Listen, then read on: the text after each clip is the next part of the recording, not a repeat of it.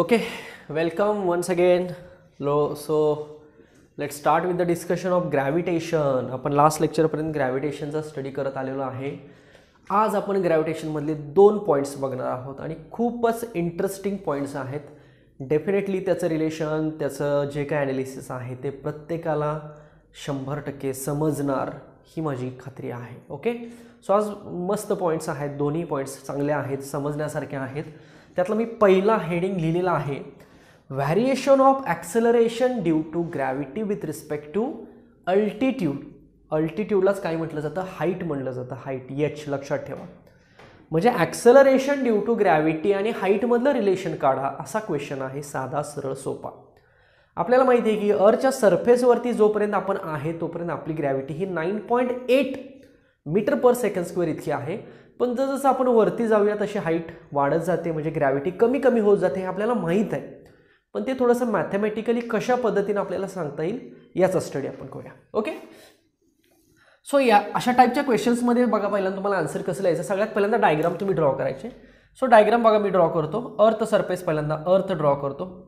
अर्थ म्हटलं की अर्थची रेडियस आहे कॅपिटल आर, आणि इथून आपण थोड्याशा हाईटवरती जाऊया.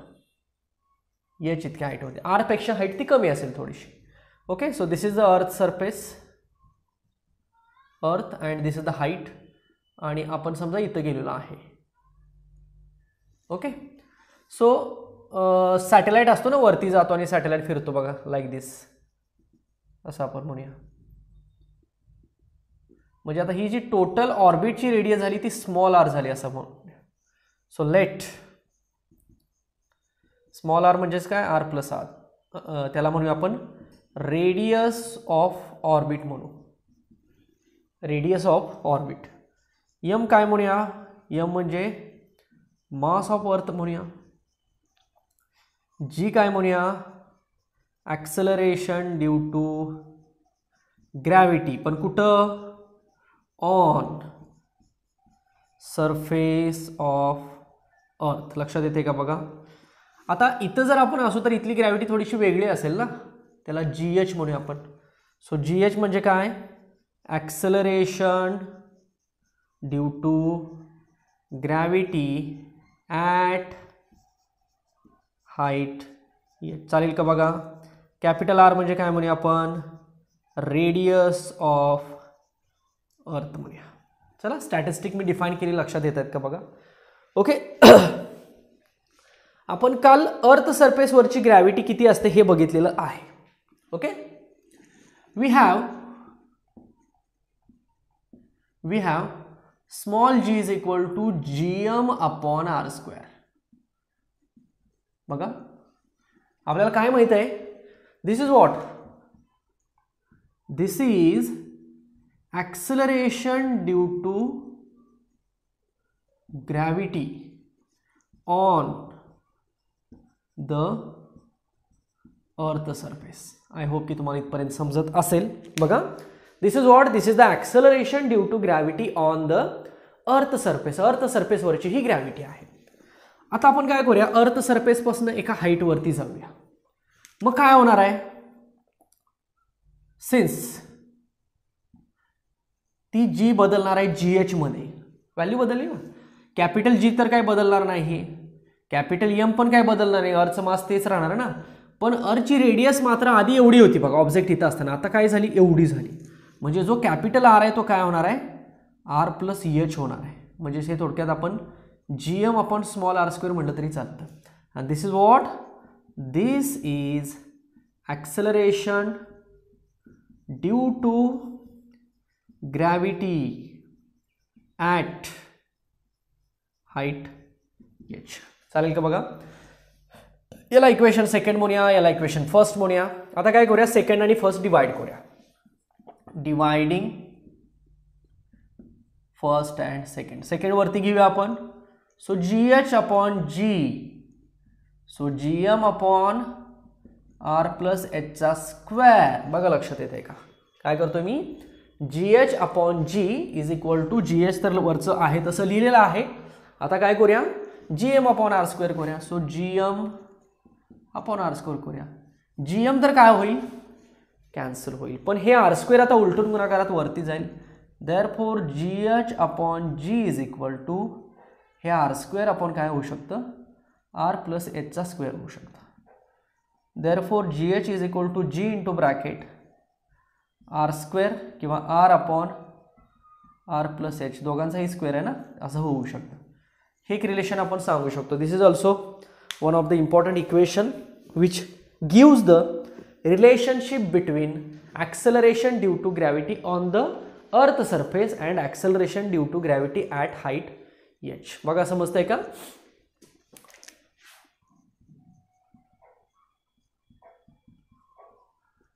ओके, सो हे एक रिलेशन आपल्याला असं मिळू शकतं. ठीक आहे, आता हे अजून एका वेगळ्या पद्धतीनं सॉल्व्ह केलं जातं. इथं सॉल्व्ह करतो मी. So GH is equal to G हे आर स्क्वेअर, ह्यातनं ह्या दोघांमधनं आर कॉमन काढला जातो म्हणजे काय आर स्क्वेअर आणि 1 प्लस EH अपॉन आरचा काय केला जातो स्क्वेअर. बघा ही स्टेप समजते का? बघा मी सिंपल आर प्लस एच मधनं आर कॉमन घेतो, काय राहणार R into bracket 1 plus H upon R राहणार आणि ह्या सगळ्याचा स्क्वेअर आहे म्हणून आरचा स्क्वेअर झाला आणि त्या ब्रॅकेटचा पण स्क्वेअर झाला. ओके, यातला एक आर कॅन्सल होईल. So GH is equal to काय मिळालं G into bracket 1 plus EH upon R raise to -2 मिळालं. बघा समजते का? बघा हे वरती घेतलं ना मी फक्त. ओके, जर मी हे वरती घेतलं असेल तर त्याची पॉवर -2 झाली. आता हे जनरली इक्वेशन बायनॉमियल एक्सप्रेशननं सॉल्व्ह केलं जातं. इमॅजिन स्टेप आहे ही बायनॉमियल एक्सप्रेशन. त्यात H आणि आर मध्ये रिलेशन पण कसं आहे H थोडासा आर पेक्षा लहान आहे. हे सुद्धा मॅथमॅटिकल प्रूफ त्याच्यासाठी गरजेचं आहे.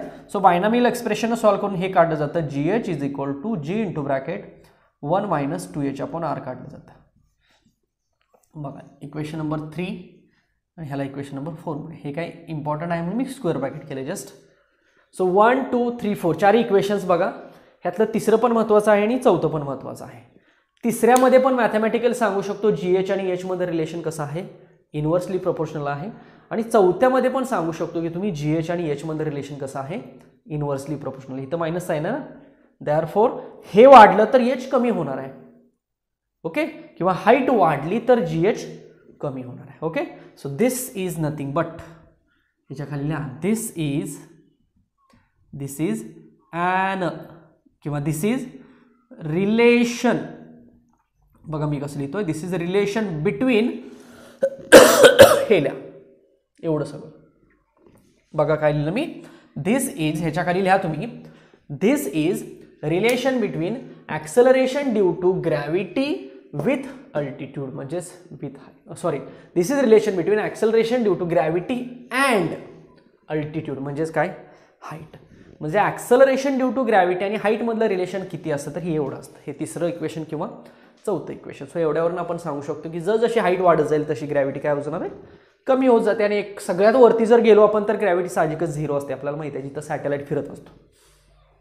सिंपल. सो ह्या लिमिटेड केससाठी आपण H जोपर्यंत R पेक्षा कमी आहे त्या केससाठी आपण हा फॉर्म्युला असा लिहिला तरी चालू शकतं. ओके, बाकी मग हाईट जास्त असेल तर हा फॉर्म्युला कन्सिडर करायचा सॅटेलाइटसाठी for example. Okay, so this is the our relation आणि हा आपल्या आजच्या लेक्चरचा फर्स्ट पॉईंट. बघा सगळ्यांना व्यवस्थित समजला का? सेम अशाच पद्धतीने आपण सेकंड पॉईंट बघणार आहोत आणि ह्या पहिल्या आणि सेकंड पॉईंटचं रिलेशन बघणार आहोत आणि मग त्याच्यावरचे काही न्यूमरिकल्स आहेत ती न्यूमरिकल्स आपण सॉल्व्ह करणार आहोत. बघा हे सगळ्यांना इथपर्यंत समजलं का? बघा हे व्यवस्थित लिहून घ्या. मी हे रब करतो. ओके, सो होप की तुम्हाला हाईट आणि ग्रॅव्हिटी मधलं रिलेशन समजलं असेल. म्हणजे आपण अर्थ सरफेसच्या जसं वरती जायचा प्रयत्न करतो तशी हाईट वाढत चाललेली आहे. याचा अर्थ ॲक्सेलरेशन ड्यू टू ग्रॅव्हिटी ही कमी होत जाते असं आपण कन्सिडर केलं आणि ते मॅथमॅटिकली प्रूव्ह सुद्धा झालं. म्हणजे एक ट्रिक लक्षात ठेवा की जोपर्यंत आपण अर्थ सरफेसवरती आहे तोपर्यंत ग्रॅव्हिटी 9.8 आहे. अर्थ सरफेसच्या वरती जर आपण चाललो तर ग्रॅव्हिटी कमी कमी होत जाते. आता ती काही लगेच कमी होत नाही. म्हणजे अगदी हाईट वाढली समजा आपण एक काहीतरी 500-1000 किलोमीटरच्या वरती घेऊया तर ती कुठं तर 9.75 अशी काहीतरी थोडीफार कमी झालेली असेल. त्याच्या अजून थोडंसं वर गेलं की अजून थोडीशी 9.7 होईल, 9.6 होईल, 9.5 होईल. अशी करत करत ती ग्रॅव्हिटी अगदी 0 होणार आहे सगळ्यात वरच्या पॉईंटला. ओके, मग हे जसं हाईटच्या बाबतीत शक्य आहे किंवा हाईटच्या बाबतीत मॅथमॅटिकली प्रूव्ह झालं तसं डेप्थच्या बाबतीत सुद्धा आपण मॅथमॅटिकली प्रूव्ह करू शकतो. मी डेप्थच्या बाबतीत सुद्धा तुम्हाला असं सांगतो की आपण जसं अर्थ सरफेसपासून खाली जाऊया आपल्याला जाता येत नाहीये, बट आपण कन्सिडर करूया की अर्थच्या डेप्थमध्ये आपण चाललेलो आहे. मग जसं आपण खाली जातो तसं सेंटरकडे जाईल तोपर्यंत ग्रॅव्हिटी कमी कमी होत जाऊन सेंटरला ती पूर्णपणे काय होणार आहे, झिरो होणार आहे. सो लक्षात ठेवा, the acceleration due to gravity on the surface of the earth is 9.8 metre per second square. Acceleration of the gravity at particular height is minimum or it is less than as compared to the 9.8, and the acceleration due to gravity is also decreases with respect to the depth, and it becomes zero at the center of the earth. कळलं मी काय म्हणतो ते? Surface वरती 9.8 आहे, वरती जाऊ तसं कमी होणार आहे, खाली जाऊ तसं कमी होणार आहे, आणि सेंटरला पूर्ण जाऊ ती झिरो होणार आहे, आणि वरती एका ठराविक हाईटला गेल्यानंतर ती पूर्ण झिरो होणार आहे. Okay, simple. So this is nothing but the relation between height and acceleration due to gravity. हा झाला आपल्या आजच्या लेक्चरचा पहिला पॉईंट. आता सेम असाच आपण डेप्थच्या बाबतीत बघूया. आता डेप्थचं सुद्धा हेच रिलेशन आहे, फक्त दोघांमध्ये फरक काय आहे बघा. तर जो चेंज आहे तो वेगळ्या पद्धतीनं आहे. जो डेप्थमधला चेंज आहे तो थोडासा लिनियरली डिक्रीजिंग चेंज आहे, आणि जो हाईटवरचा आहे तो थोडासा नॉन लिनियरली आहे. म्हणजे स्लोप दोघांचे थोडेसे वेगळे आहेत. बघा फरक असू शकतो ना, म्हणजे चेंज जो आहे तो भलेही इनव्हर्सली प्रोपोर्शनल असेल, भलेही डायरेक्टली प्रोपोर्शनल असेल, पण जे स्पीड म्हणतो आपण, व्हॅरिएशनचं जे स्पीड आहे ते कमी जास्त असू शकतं ना. म्हणजे फॉर एक्झाम्पल जर आपण असं कन्सिडर केलं की एखाद्या किंवा ग्रॅव्हिटीचंच घ्या, हाईटच्या वरती चालू तशी ग्रॅव्हिटी कमी होत चाललेली आहे, हाईटच्या खाली चाललो अर्थच्या खाली चालू तशी ग्रॅव्हिटी कमी होत चाललेली आहे. फक्त दोघांमध्ये फरक असा आहे, स्लोपचा फरक आहे. स्लोप म्हणजे जे काही व्हॅरिएशन आहे ग्रॅव्हिटीचं तो फरक आहे. असतो ना फरक, जनरली दोन केसेसमध्ये आपण म्हणू शकतो. जरी इनव्हर्सली असतील किंवा जरी डायरेक्टली असतील तरी चेंज हा असू शकतो. कशामध्ये? त्या स्पीडमध्ये, व्हॅरिएशनमध्ये चेंज असू शकतो. लक्षात येते का? सगळ्यांच्या समजते का बघा. म्हणजे एक सिम्पल एक्झाम्पल मी घेईन की सपोज टेम्परेचर आपण किंवा करंट आणि व्होल्टेजचं घेऊया सिंपल. आपण ओहम्स लॉ काय सांगतो, व्होल्टेज वाढलं की करंट वाढतोय असं म्हणूया. सो दोन केसेस मी घेतल्या. दोन केसेसमध्ये या केसमध्ये सुद्धा व्होल्टेज वाढलं की करंट वाढतोय, या केसमध्ये सुद्धा व्होल्टेज वाढलं की करंट वाढतोय. पण फरक एवढा राहू शकतो की या केसमध्ये व्होल्टेज 10 झालं की करंट 10 होतोय, या केसमध्ये व्होल्टेज 10 झालं की करंट 5 होतोय, या केसमध्ये व्होल्टेज 10चं 20 झालं की करंट 20 होतोय, पण या केसमध्ये 10चं व्होल्टेज 20 झालं की करंट 5चा 8 होतोय. करंट वाढतोय, व्होल्टेज वाढतंय, करंट वाढतोय, व्होल्टेज वाढतंय. फक्त याच्यामध्ये थोडंसं फास्ट वाढत चाललेलं आहे आणि याच्यामध्ये थोडासा कमी कमी म्हणजे हळूहळू वाढत चाललेलं आहे. वाढतोय का तर वाढतोय, but it is slowly increases. हा फरक स्लोपमध्ये राहू शकतो. सेम तसा फरक इथं हाईट आणि ग्रॅव्हिटी डेप्थमध्ये असणार आहे. तो कसा असणार आहे याचा आपण एक ग्राफ बघणार आहे. सो हे दोन पॉईंट्स आजचे महत्त्वाचे, दोनच पॉईंट आपण बघणार आहे, पण दोन पॉईंटचं डिटेल अगदी त्याला डिटेल ॲनालिसिस त्याचा आपण करून बघणार आहोत, हाईट आणि डेप्थ. आणि तिसरा एक लॅटिट्यूडचा पॉईंट आहे, तो कदाचित उद्याच्या लेक्चरमध्ये आपण बघूया. ओके, सो हाईटचं आत्ताचं एक्सप्रेशन तुम्हाला सगळं समजलं असेल. आता आपण थोडंसं डेप्थचं एक्सप्रेशनकडे जाऊया. सो हेडिंग बघा मी काय लिहितो, variation of acceleration due to gravity. मगाशी लिहिलेलं आहे तशा पद्धतीनंच, variation of acceleration due to gravity with depth below कुठं द अर्थ सरफेस. अर्थ सरफेसच्या खाली म्हणूया आपण. सगळ्यांनी हेडिंग पहिल्यांदा समजून घ्या. हेडिंग समजलं की बऱ्याचशा गोष्टी सोप्या होतात. म्हणजे आपल्याला काय शिकायचं आहे हे थोडंसं क्लिअर होऊन जातं हेडिंग समजल्यानंतर. So look at the heading. Depth आणि ॲक्सेलरेशन ड्यू टू ग्रॅव्हिटीमध्ये कसा फरक असेल. आपलं एक बेसिक रिलेशन आपण जे लिहिलं होतं हे मी इथं लिहून ठेवतो जस्ट आपल्या लक्षात राहण्यासाठी. ही ग्रॅव्हिटी आहे अर्थ सरफेसवरचे. ओके, आता मगाच्या सारखंच डायग्राम आणि जे काही लिहिलं होतं सेम तशा पद्धतीने लिहायचं, फक्त जे नवीन पॉईंट्स आहेत ते मी इथे डिफाईन करतो. ही समजा अर्थ आहे, थोडीशी मोठी दाखवूया कारण आता डेप्थमध्ये जायचं ना. समजा अर्थ आहे, इथं सेंटर आहे अर्थचा. वा किती छान सर्कल आलाय ना.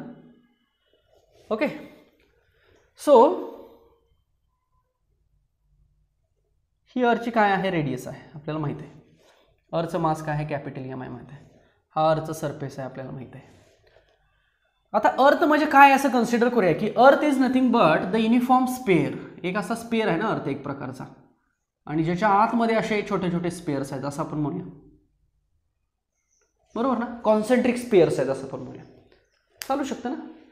म्हणजे अर्थ बाहेरून एक स्पेअर दिसतोय, त्याच्या आतमध्ये अजून एक छोटासा स्पेअर आहे, त्याच्या आतमध्ये अजून एक छोटासा स्पेअर आहे, त्याच्या आतमध्ये अजून एक छोटा स्पेअर आहे, सगळं असं युनिफॉर्म आहे ना सगळं, आणि कॉन्सेंट्रिक स्पेअर्स आहेत असं आपण म्हणूया. म्हणजे याचा अर्थ काय बघा की बाहेरचा स्पेअर घ्या, त्याच्या आतला स्पेअर घ्या, त्याच्या आतला स्पेअर घ्या, त्याच्या आतला स्पेअर घ्या, सगळ्यांची डेन्सिटी एकसारखी. Density mass upon volume, volume बदलतंय, मास बदलतंय, पण डेन्सिटी एकसारखी असं आपण म्हणूया. ओके, युनिफॉर्म डेन्सिटीचं कॉन्सेंट्रिक स्पेअर असलेला एक अर्थ सरफेस आहे. चला आता आपल्याला हाईटवर जायचं का डेप्थवर जायचं आहे?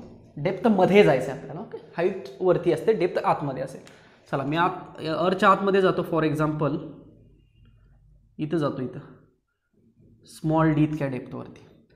सो इथे का आतमध्ये काय असणार आहे? ही एक छोटीशी अर्थ असणार आहे ना, कॉन्सेंट्रिक स्पेअर. म्हणजे अर्थच्या आतमधला हा एक छोटासा गोळा झाला, बरोबर का बघा. सो आता हा आतमधला जो स्पेअर आहे त्याचं मास आपण एम डॅश म्हणूया, का तर कमी असणार ना, बाहेरचं एम आहे, आतलं एम डॅश कमी असेल, आणि याची ही रेडियस झाली बघा, एवढी एवढी किंवा ही एवढी. आता हे सेम आहे असं म्हणा. सो रेडियस किती झाली सांगू शकताय? R minus D. चेक करा whether it is correct or not, बरोबर का. अर्थची रेडियस जर कॅपिटल आर असेल तर त्या अर्थच्या आतमध्ये एक छोटीशी अर्थ आपण म्हटलेला आहे, एक छोटा स्पेअर म्हटलेला आहे एका डेप्थ डी वरती. त्याची रेडियस किती तयार झाली? तर आर मायनस डी तयार झाली. सो दोन केसेस तयार झाल्या बघा. फर्स्ट केस काय तयार झाली? अर्थ. आणि दुसरी केस काय तयार झाली? आपण म्हणूया की स्मॉल अर्थ असं म्हणूया. आता हे ॲक्च्युली शब्दशः बरोबर नाही आहे, पण आपल्या समजण्यासाठी म्हणूया की एक मोठी अर्थ आणि त्याच्या आतमध्ये एक छोटीशी अर्थ. मोठ्या अर्थाचं मास किती? Capital M. मोठ्या अर्थाची रेडियस किती? Capital R. आतल्या अर्थाचं मास किती? M dash. आतल्या अर्थची रेडियस किती? R minus D. ओके, आता बाहेरच्या अर्थचा सरफेस हा आहे ना, आपण इथं उभा आहे असं म्हणूया. सो आपली ग्रॅव्हिटी किती असते? एवढी असते, जी असते ना 9.8 असते, बरोबर का. पण आता आपण आतमध्ये गेलो, इथं आलो बघा, डी वरती आलो. सो इथली ग्रॅव्हिटी काय तयार झाली? जी डी तयार झाली. साहजिकच ही कमी असेल 9.8 पेक्षा असं आपण म्हणतोय. मॅथमॅटिकली बघूया किती आहे ती. लक्षात आलं? सो जी डी काढायचं. मागाशी आपण जी एच काढलं होतं. Just minute, sorry. So G D आणि जी एच मधला फरक लक्षात ठेवा. मागाशी जी एच काढला, आता आपल्याला जी डी काढायचं आहे.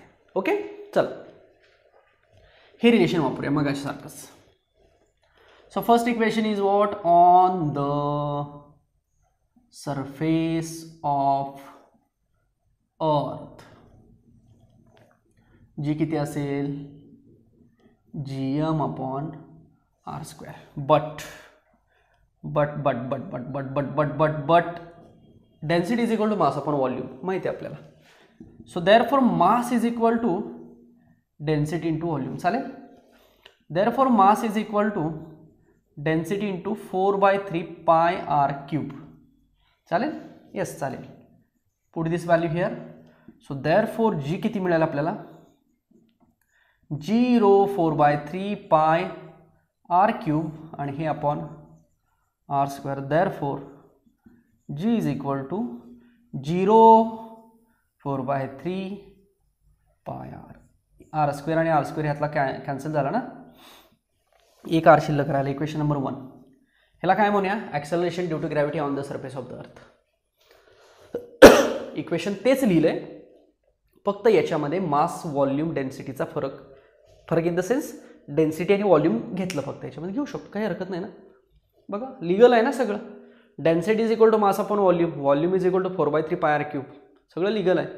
पुट केलं. चला जीची व्हॅल्यू एवढी मिळाली. सो हा झाला सरफेसवरचा फॉर्म्युला जीचा. आता आपल्याला खाली जायचं आहे, डेप्थमध्ये जायचं आहे, डेप्थ डीमध्ये, डीपर्यंत जायचं आहे. चला आता इथं on the surface of the अर्थ म्हटलं. आता मी काय म्हणतो?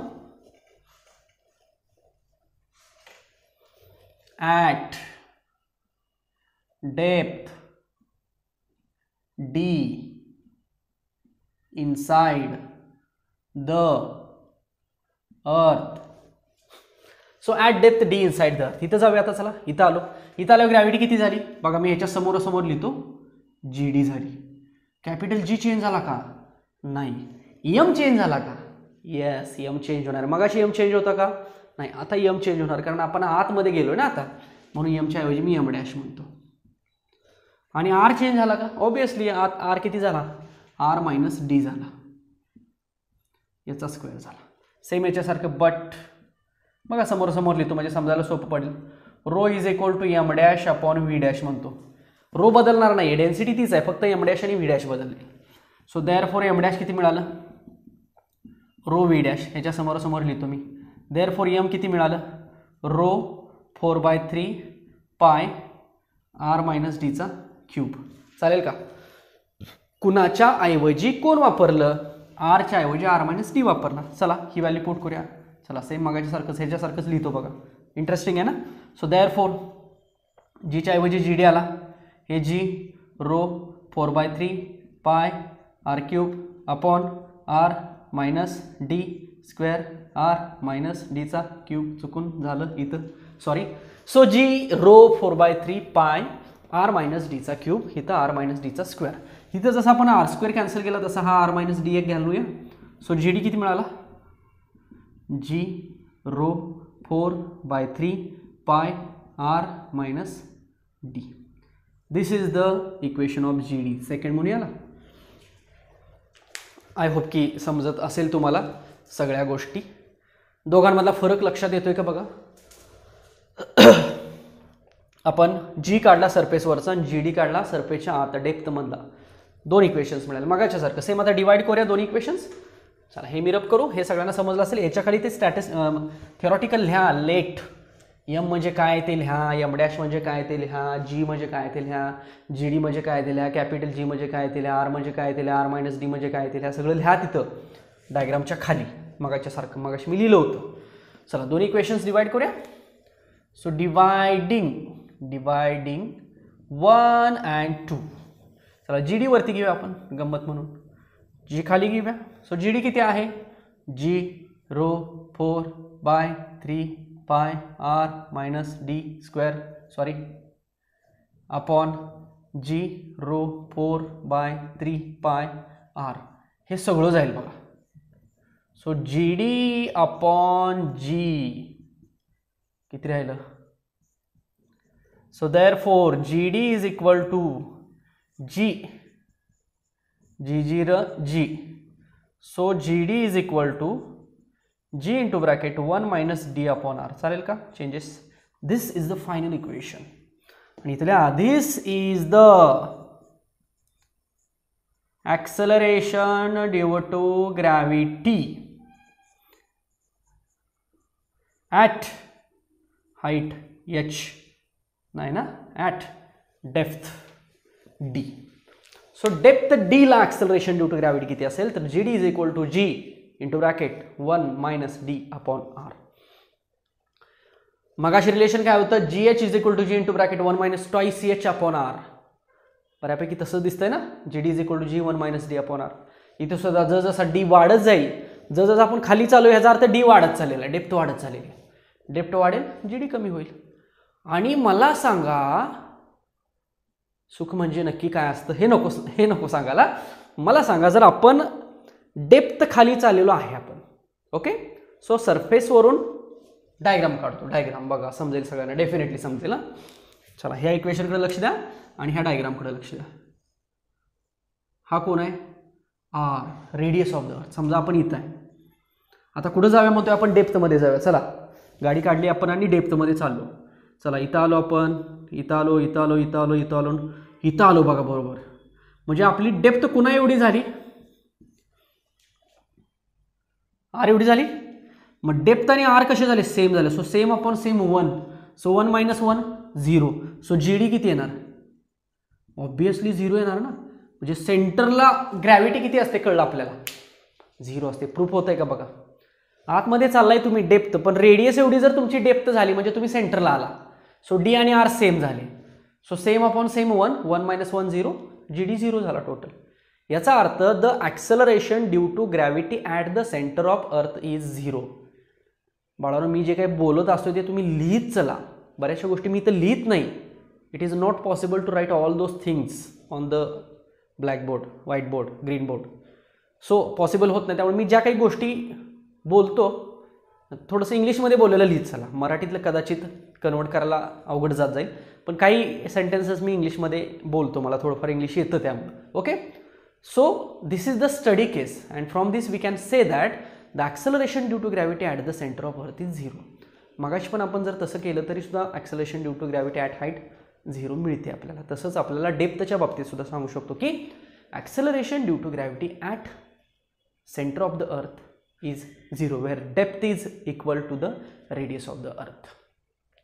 जास्तीत जास्त डेप्थ झाली ना, रेडियस एवढी डेप्थ म्हणजे सगळ्यात हायेस्ट डेप्थ झाली, त्या ठिकाणी ॲक्सेलरेशन ड्यू टू ग्रॅव्हिटी कसं आलं 0 आलं. सो आपण हाईटचं बघितलं, डेप्थचं बघितलं.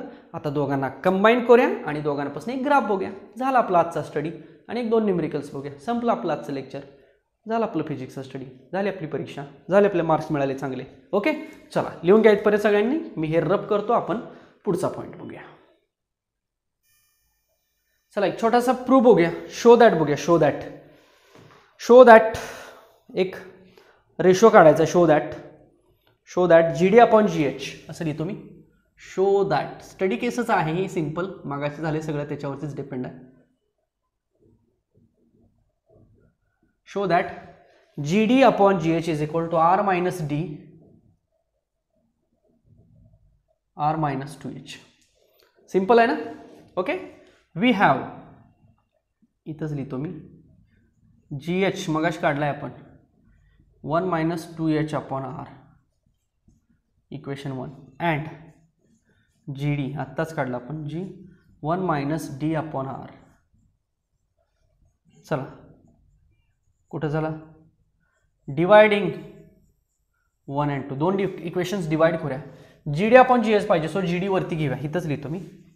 सो GD/GH, GD किती आहे, G × 1 - D/R. GH किती आहे, G × 1 - 2H/R. चला Gला G घालवा, हा होणार आहे R - D/R आणि हा होणार आहे R - 2H/R. R ला R गेलं, राहिलं काय, R - D/R - 2H. अलग बघा. सो इथे लिहा वाटल्यास हेन्स प्रूफ. एक स्टडी केस बघितली आपण, दोघांना कंबाईन करून बघितली ना. सिंपल आहे, लक्षात येते, समजते. आय होप की कळलं असेल. लिहून घ्या व्यवस्थित.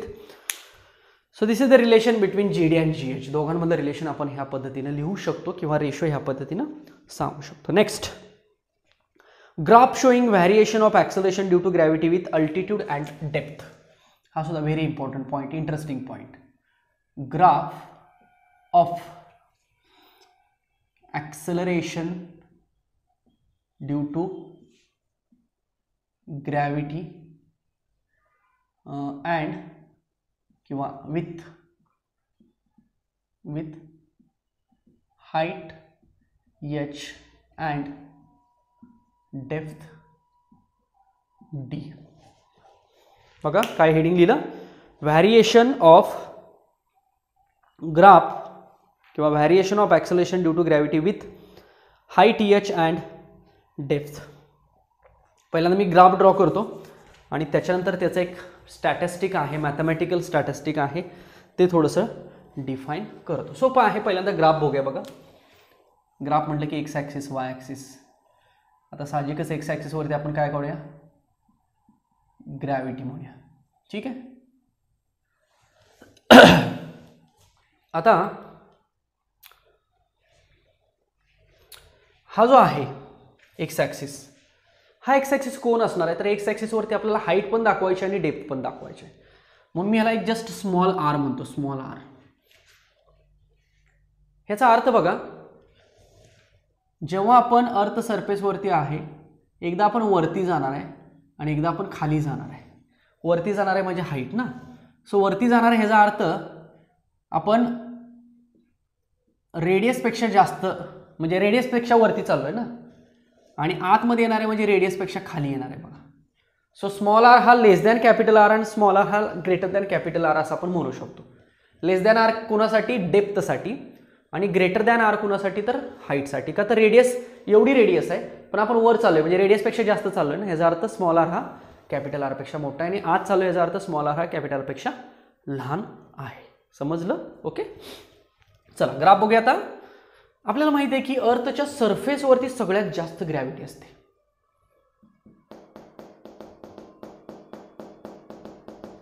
अर्थच्या सरफेसवरती सगळ्यात जास्त ग्रॅव्हिटी असते, बरोबर.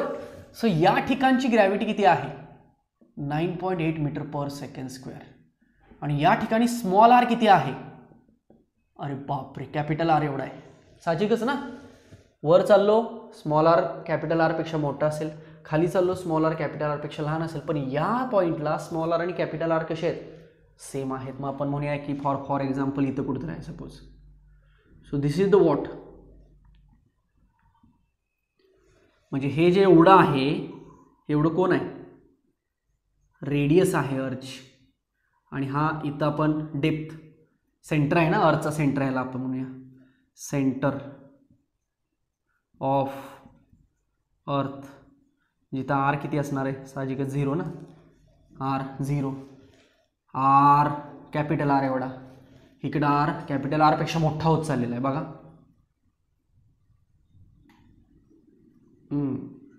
कॅपिटल आर समजून घ्या.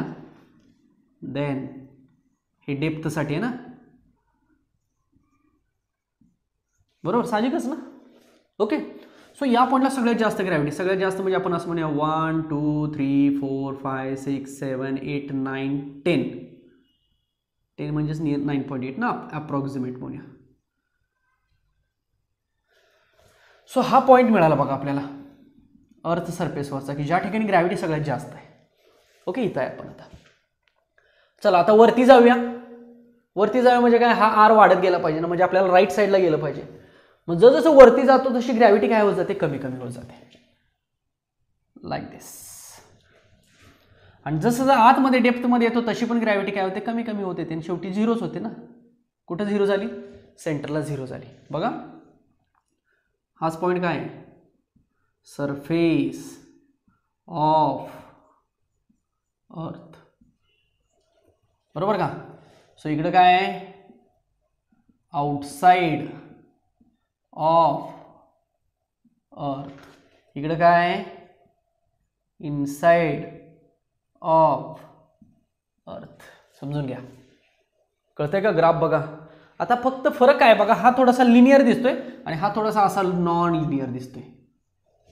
ॲक्च्युली दोन्हीचं रिलेशन सेमच आहे, इनव्हर्सलीच आहे. हाईट वाढत चालली की ग्रॅव्हिटी कमी होते, डेप्थ वाढत चालली. आता डेप्थ इकडे येते म्हणजे वाढत चालली असं कन्सिडर करायचं आपल्याला, का तर इथं डेप्थ सगळ्यात जास्त, जो की अर्थचा सेंटर आहे. सो डेप्थ वाढली, ग्रॅव्हिटी पण काय झाली? कमी झाली. ओके, आणि तुम्ही म्हणाल की इकडे निगेटिव्ह चाललोय की आपण, कमी होते की? असं नाही, डेप्थ वाढत चालली आहे. सो ग्रॅव्हिटी काय होत चालली? कमी कमी होत चालली. बघा खाली आला ग्राफ म्हणजे वाय ॲक्सिस खाली आला ना, सो ग्रॅव्हिटी कमी झाली. So very important graph. समजतंय? आता ह्या ग्राफचं थोडंसं स्टॅटिस्टिक मी ह्या साईडला लिहितो. हे समजलं का? बघा इंटरेस्टिंग गोष्टी आहेत बऱ्याचशा.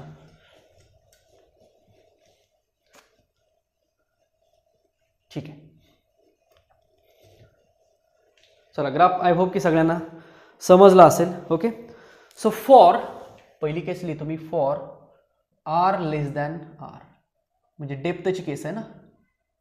लक्षात येत आहे का? बघा फर्स्ट लिहा वाटलं ह्याला. For small R is less than capital R, G D is equal to काय असतं आपल्याला माहिती आहे? G into bracket 1 minus D upon R. झालं हे सगळं. मी आता स्टडी केसेस आहेत अशा लिहितो. If small R is equal to capital R minus D, बरोबर ना. So therefore G D is equal to G into bracket R minus D upon R. So G D is equal to G into bracket R upon R. चालेल का? बघा. Okay, it means what? Therefore G D of R is directly proportional to R. ह्या आरची G D आता कशी झाली? Proportional झाली. First केस. आणि सेकंड केस काय? जर स्मॉल आर कॅपिटल आर पेक्षा मोठा असेल, हाईटवरती चाललोय असं आपण म्हणूया, हाईट. मग हाईटसाठी फॉर्म्युला काय असतो? G H is equal to G 1 minus 2h upon R, हेच मी असं लिहितो G into bracket R minus 2h upon capital R. And let us consider small R is equal to if रेडियसपेक्षा वरती ना म्हणजे R plus H. Okay, so हाच formula आपल्याकडं असा आहे का बघा. सो इज इक्वल टू आता मागाचेच फॉर्म्युला लिहितोय मी, G into bracket R square upon R plus एचचा स्क्वेअर, हे झालेलं आहे ना मगाशी. Okay, so therefore G H is equal to G into bracket R square upon small R square. चालेल. Therefore G H of R is inversely proportional to R square. लक्षात आलं का बघा, दोन्ही मधला फरक कळतोय का बघा. ठीक आहे, इथं आर अपॉन कॅपिटल आर झालं आणि इथं R square upon small R square झालं. इथं डायरेक्टली प्रोपोर्शनल का आलं, कारण डेप्थमध्ये आणि त्याच्या अपोजिट आहे म्हणून इथं इनवर्सली प्रोपोर्शनल आलं. म्हणजे थोडंसं ह्या ग्राफचं हे मॅथमॅटिक्स असं सांगितलं जातं आणि स्लोप असा काय येतो हे सांगितलं जातं. ओके, आय होप की इथपर्यंत बघा सगळ्यांना समजलं असेल. चला लिहून घ्या इथपर्यंत सगळ्यांनी व्यवस्थित. So this is our today's study.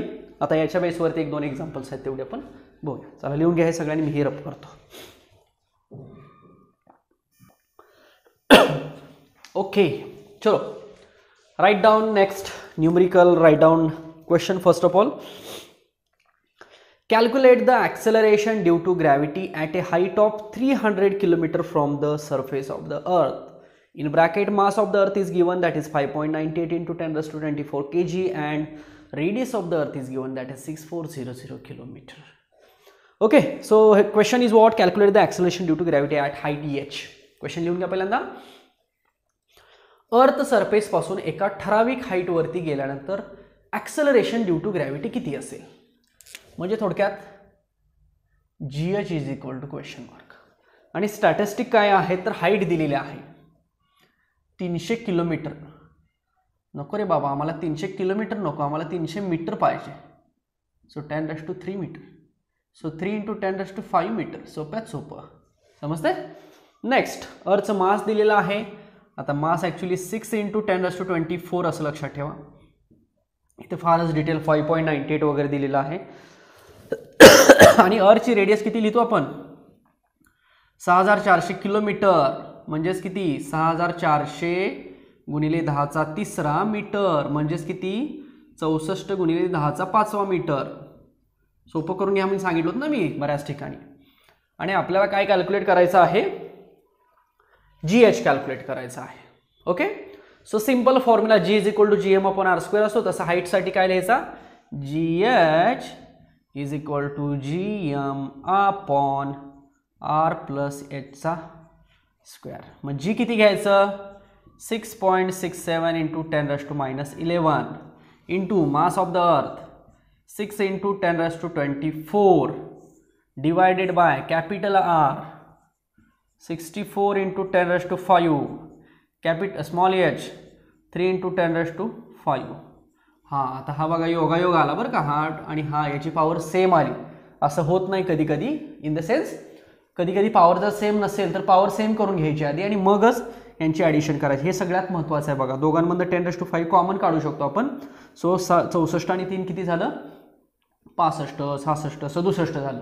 So 67 into 10 raised to 5 आणि त्याचा स्क्वेअर करायचं पुन्हा. मग 67 into 67 into 10 raised to 10 करायचं. हे कॅल्क्युलेशन समजून घ्या. ह्या दोन पॉवर आत्ता ठीक आहे योगायोगानं सेम आल्या, पण सेम नसतील तर सेम करून घ्यायचे आणि मग हे सॉल्व्ह करायचं. सो तुम्हाला हे सॉल्व्ह करावं लागेल. सो साहजिकच येणार आन्सर हे 9.8 पेक्षा कसं असेल, कमी असेल. सो लिहू, मी बुकमधलं बघून लिहितो, मला बघून लिहायची सवय आहे. सो 8.88 मीटर पर. चला, ही टास्क मध्ये मात्र तुम्ही स्वतः करा.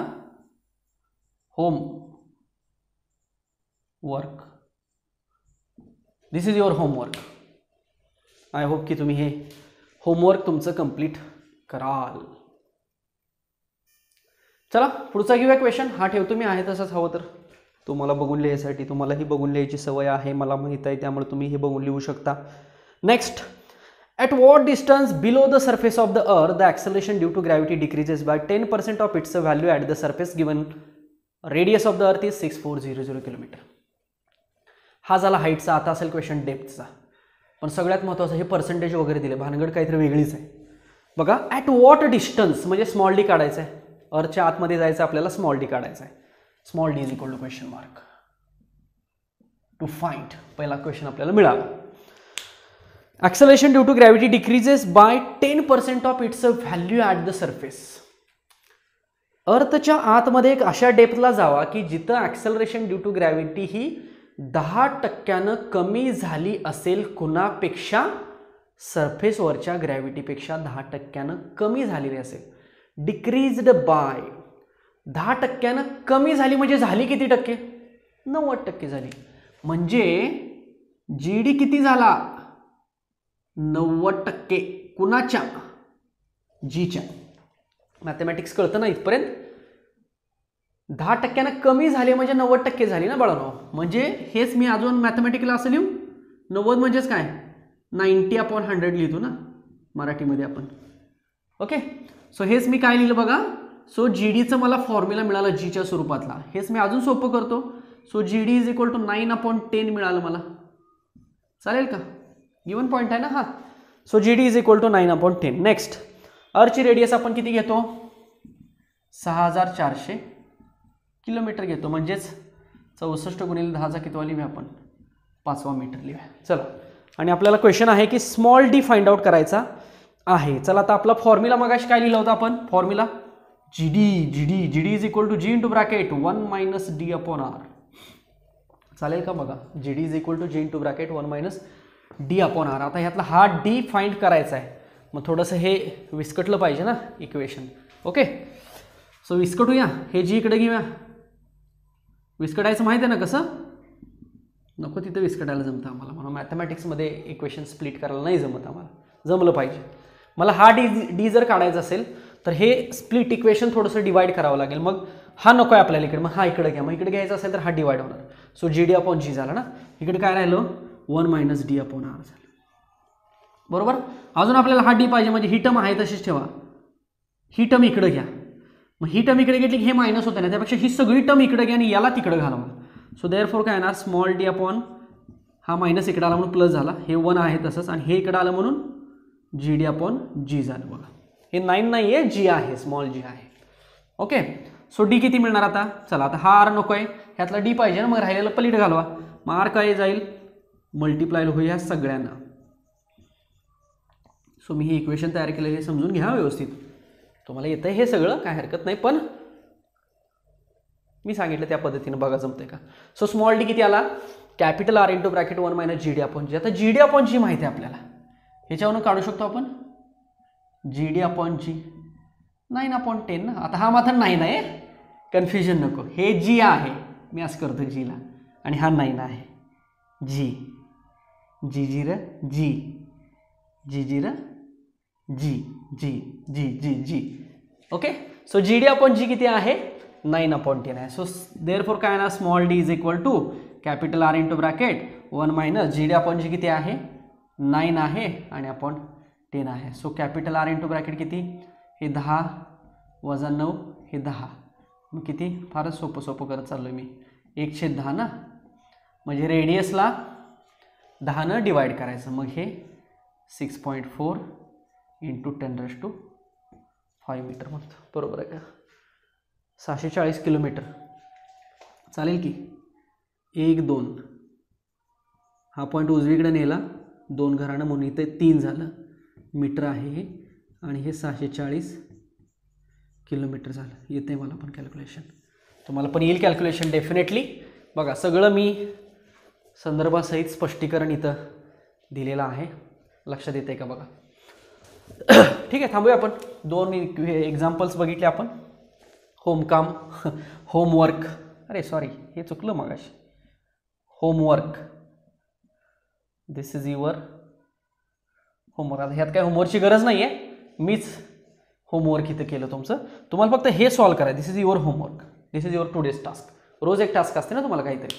सो ही आजची तुमची टास्क झाली. ओके, सो आज काय काय बघितलं आपण? हाईट, डेप्थ, त्यांचं कंबाईंड रिलेशन, त्यांच्यावरचा ग्राफचं थोडंसं मॅथमॅटिकल ॲनालिसिस आणि 2 एक्झाम्पल्स, एक डेप्थचं एक्झाम्पल आणि एक हाईटचं एक्झाम्पल. आय होप की तुम्हाला इथपर्यंत सगळं समजलं असेल.